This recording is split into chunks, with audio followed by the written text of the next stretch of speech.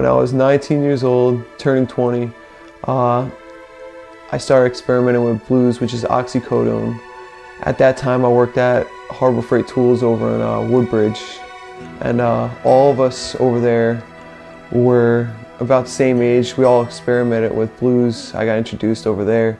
Eventually, blues became a little too much expensive, $20 a pill, and I caught a habit by then.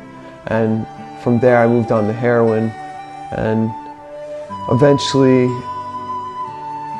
sniffing wasn't enough, and eventually I started intravenously shooting up heroin. Hi, I've known Nick since December of 2008. He asked me to join his band, and ever since then we became best friends. We used to hang out, every day almost. Ride bikes. He used to invite me over to family parties. He used to include me as part of his family. And then a few years later, in summer of 2010, I've noticed changes in his personality, and putting two and two together, it was because of the new friends we were hanging out in the environment. He started using some opiate drugs, then he eventually moved to heroin, and it's been a problem ever since. Ever since he reached out and wanted to help, I've been going to NA meetings with him probably a dozen or 2 times.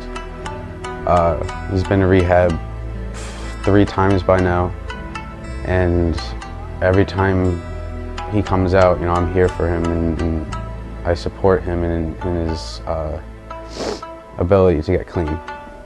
The ways I got my money were, at the time I was selling weed when I first got into opiate use, and it progressed from just selling weed. I got into working at Harbor Freight Tools, and I was still selling weed at the time, so the money kept adding up and adding up. So that is how I eventually got into such deep opiate use, was that I just had so much money and so much free time and stuff.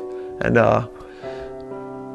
eventually selling weed and working still wasn't enough, and I started stealing from my job and selling the merchandise down in Englishtown for double the money, and basically everything and anything I could do to get money, writing false checks, borrowing money from friends.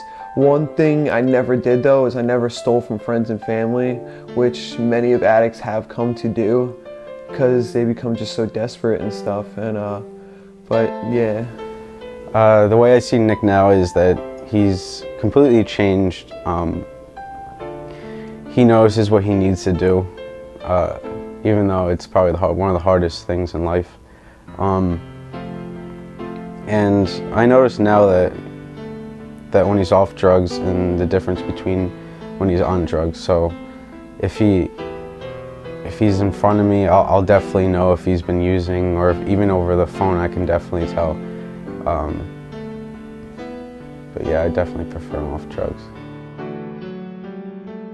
My message to other addicts would be, there is a better way of life, and you don't have to continue living this way, and that there are people that understand you and feel the same exact way that you do, and you don't have to continue going on in this misery and hell that you live in right now.